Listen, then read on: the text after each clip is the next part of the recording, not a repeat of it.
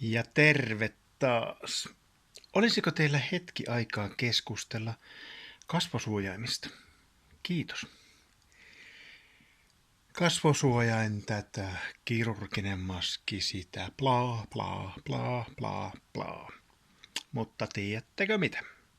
Näistä vaan täytyy puhua ja yrittää edelleenkin. Ei se tarve näiden käytöstä ole mihinkään poistunut. En tiedä, onko se lisääntynytkään, mutta ihan samalla tavalla mennään edelleenkin. Ja tarve näiden käytölle on yhtä ajankohtainen kuin eilen ja huomenna. Ja pitää muistaa, että todennäköisesti tämä kasvonaamio, kasvosuojan asia on ajankohtainen myös kuukauden päästä, ehkä vuoden päästä, ehkä kahdenkin. En minä tiedä, mutta kauan kuitenkin. Tänäänkin yli 160 uutta tartuntaa ja muutama heittänyt veivinsä. Anteeksi, ei ollut nätisti sanottu. Viranomaisihan pitäisi pystyä lähtökohtaisesti luottamaan, ja aika monessa asiassa luotankin ihan lähes sokeasti. Esimerkiksi poliisiin luotan aivan täysin, ei mulla ole mitään etenkin tämmöisen kenttätyötä tekevän poliisiin ja vaikka pelastusviranomaisiin ja tämmöisiä. Mutta nyt tämä THL ja STM-sotku, niin moni on varmaan niinku seurannut, miten pimeätä touhua, siis aivan käsittämätöntä hulluutta. Toi niiden sekoilu on ollut ja oikeastaan kaikki, mitä ne on sanonut, että älkää tehkö näin, niin pitää tehdä näin, tai ne on sanonut, että tämä tauti ei tartu näin, niin se tarttuu näin. Mä laitan tähän tämmöisen yhden meemin, joka on pyörinyt netissä jo pitkään, ja painakaa vaikka pausee vähäksi aikaa ja kattokaa nyt tätä touhua ihan oikeasti. Jos epäilette, että pitääkö toi paikkansa, niin googlettakaa ja kattokaa, niin kyllä sillä päivämäärät täsmää.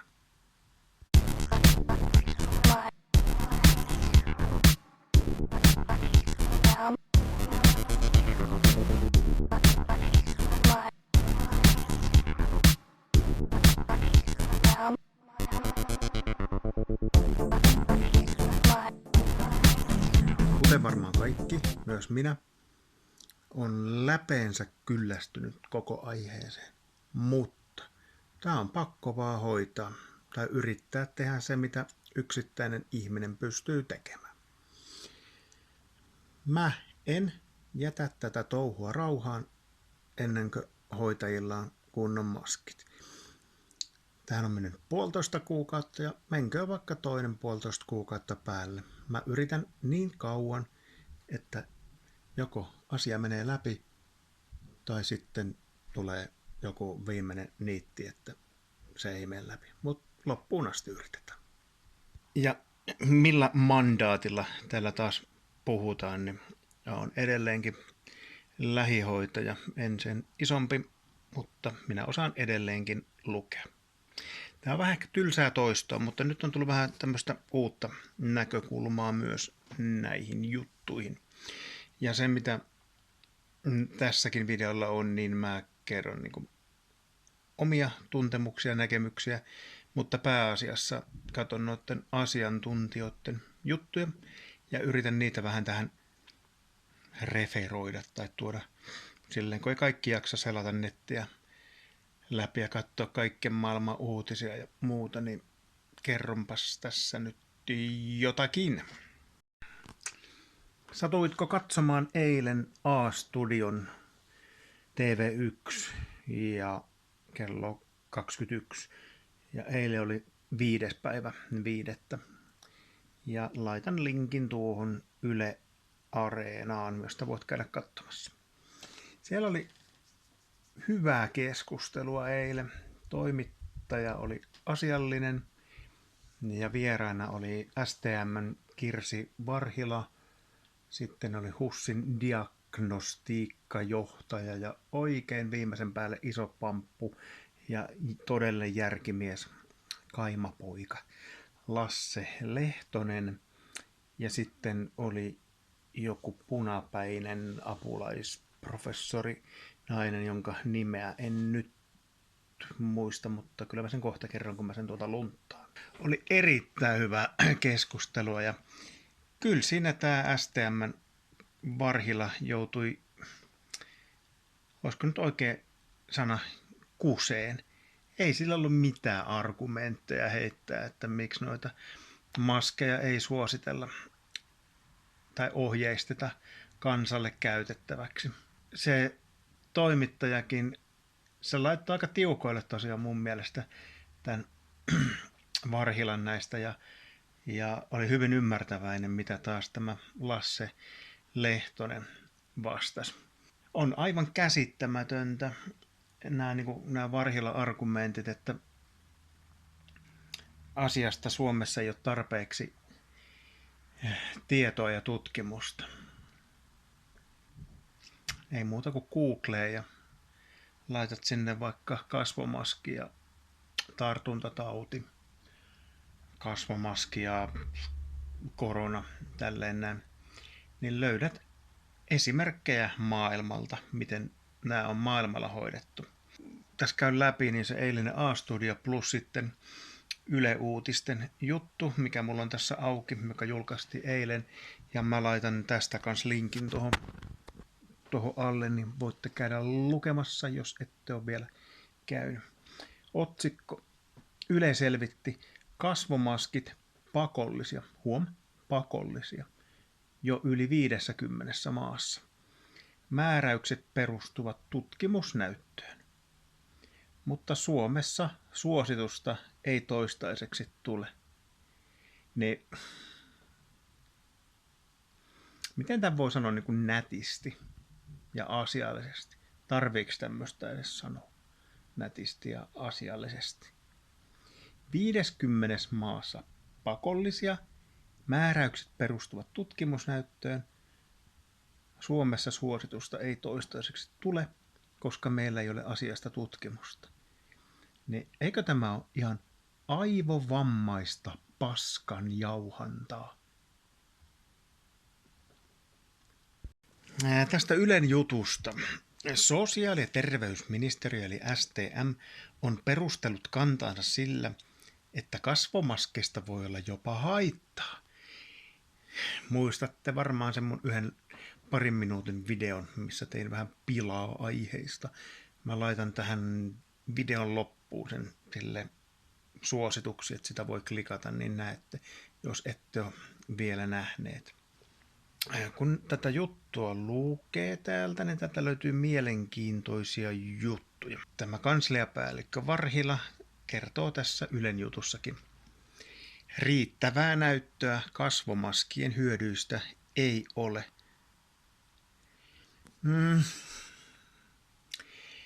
Mä katsoin just muutama päivä sitten dokumentin tästä Espanjan taudista, joka oli silloin 100 vuotta sitten. Ja jo silloin oivallettiin, että luuri tippu. Eteenpäin. No, jo silloin oivallettiin 100 vuotta sitten, että kasvomaskeista on hyötyä. Jos sä laitat vaikka jonkun ihan vaikka huivin tai kankaan naaman eteen, niin siitä on hyötyä. Esimerkiksi, jos mä nyt juttelen sulle tässä näin niin kuin livenä, ja jos mä laitan tästä vaikka tämän paidan tähän naaman eteen, niin jokainen pystyy maalaisjärjellä tajuamaan, että jos sulla nyt siellä olisi tauti, niin tämä ei suojaisi minua, ei tietenkään. Mutta jos mulla olisi tämä tauti, niin tämä voisi pikkusen ehkäistä sitä, että mun puheen mukana tuleva sylki ei leviäisi tämän läpi sinun hengitysteihin, vaan se pysähtyisi tähän, tai ainakin iso osa siitä pysähtyisi siihen. Eikö? Ei ole kovin vaikea tajuta, eihän. Hyvä, jatketaan eteenpäin. Niin, ja tämä tutkimus, mitä tämä Suomi meinaa nyt niinku tilata, niin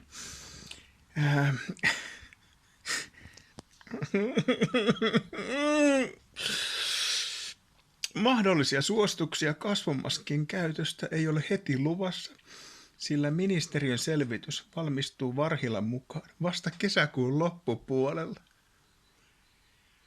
1,5 kuukautta, kun koko maailma tietää jo nyt, että siitä on tutkimusnäyttöä, että siitä on hyötyä. Mutta kun Kirsti täti haluaa tämmöisen tutkimuksen, niin tehdään semmonen sitten. Saksan tiedeakatemia suosittaa maskien käyttöä. Euroopassa näitä maita ovat muun muassa Italia, Puola, Saksa, Tsekki, Ranska, Itävalta ja Espanja. Mutta ei meillä, ei tietenkään. Tiedeakatemian mukaan suu-nenäsuoja estää viruksen leviämistä ennen kaikkea siksi, että pisaratartunnat vähenevät. Niin kuin tajuatte, jokainen tajuaa. Tiedeakatemian mukaan suu-nenäsuoja suojaa välillisesti myös sen kantajaa. Minäkin olen tästä samaa mieltä, että on se tyhjää parempi. Mitä tahansa tässä suun edessä on, niin se on parempi kuin ei mitään. Ja mitä parempi suoja, niin sen paremmin se suojaa sitten myös käyttäjänsä. Se punapäinen nainen, joka oli siinä A-studiossa eilen, on nimeltään Tarja Sironen. Ja tämä Tarja Sironen on Helsingin yliopistosta infektiotautien apulaisprofessori. Eli aika iso tekijä, ainakin mun ymmärtääkseni. Ja mitä tämä Tarja Sironen sitten sanoo tässä Ylen jutussa? On ihan selvää, että tämä koronavirus on ennen kaikkea pisara- tai aerosolitarttuva. Silloin sen leviämistä ehkäistään tehokkaasti maskien käytöllä, apulaisprofessori Sironen sanoo. Sitten pikakelaus taaksepäin. Mitäs tämä sanokaan? On ennen kaikkea pisara- tai aerosolitarttuva. Aerosolitarttuva. Ilmateitse tarttuva. Ja edelleenkin mä kysyn sitä samaa kysymystä, mitä mä oon kysynyt jo aika monta kertaa ja aika monessa paikassa ja vaikka miten. Että voisiko olla mahdollista, että tämä tauti tarttuu aerosolina. Minähän en sitä vastausta tiedä, mutta aika moni tutkija tuntuu tietävän tai epäilevän tai olevan erittäin huolissaan. Kuten tämä Sironenkin tässä sanoo, että mutta on ihan selvää, että on ennen kaikkea pisara- tai aerosolitarttuva. Ja hoitajien maski oli mikä? Kirurginen. Suojasiko kirurginen aerosoleilta? Ja näin. Samaa kehää pyöritään. Ja tämä apulaisproffa jatkaa. Suojaimilla on kuitenkin eroja. Parhaan suojan antavat sairaalan potilastyössä käytettävät hengityssuojaimet FFP3 ja FFP2. Ne suojaavat kantajansa sekä tartunnalta että tartuttamasta. Virus pysähtyy hengityssuojaimeen, se ei pääse läpi sitä kumpaankaan suuntaan. Ja vielä, kuunnelkaas vielä, kohta vaan lopetan.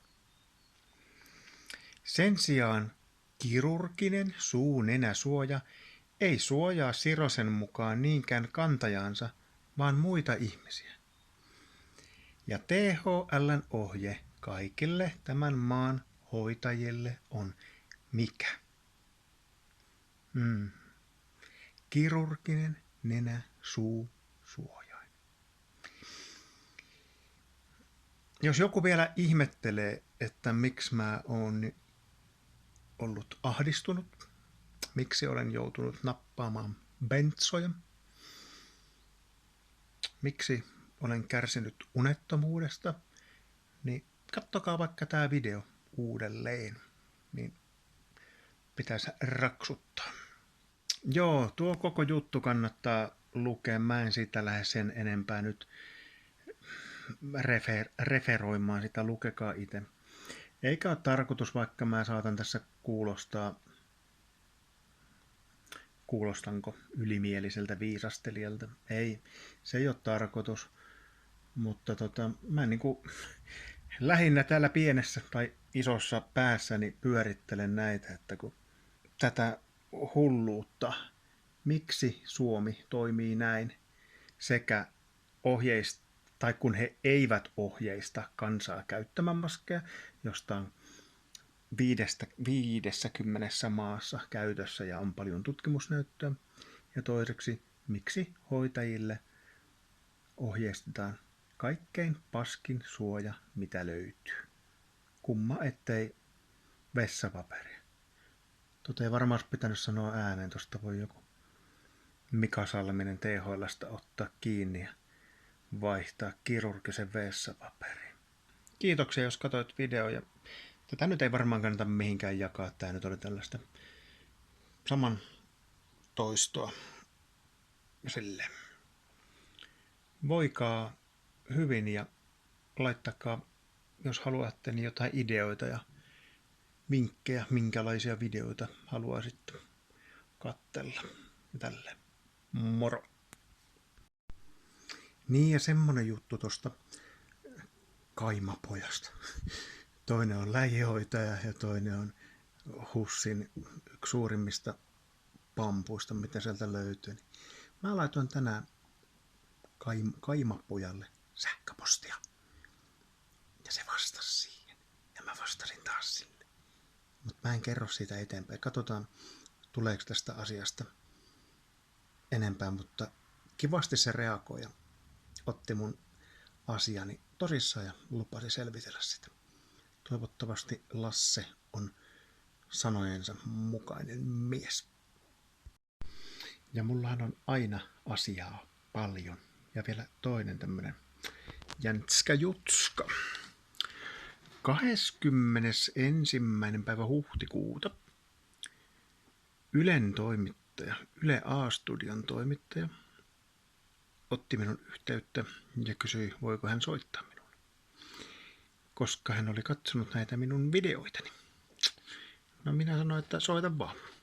No, me soiteltiin pitkähkö puhelu ja hän kysyi sitten minulta, että olisinko minä halukas tulemaan A-studion vieraaksi puhumaan hoitajien suulla.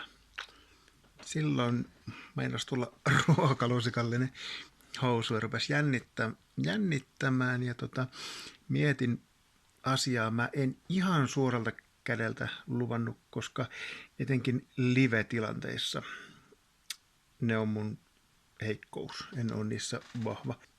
Annoin varovaisen suostumuksen, mutta ja toimittaja lupasi palata asiaan.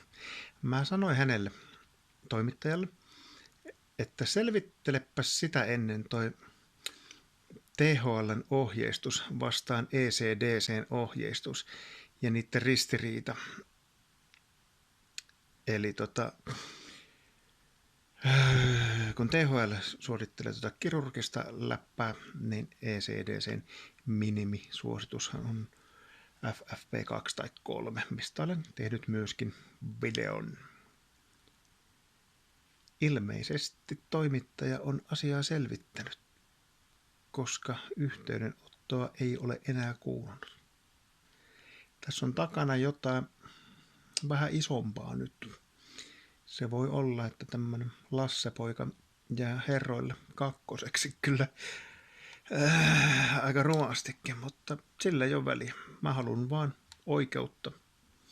Mä haluan, että meillä hoitajilla olisi semmoinen suojaustaso, kun meillä kuuluu olla, että meidän ei tarvitse töissä pelätä, että olisimme niin turvassa kuin meidän kuuluukin olla. Nyt mä lopetan videon tähän.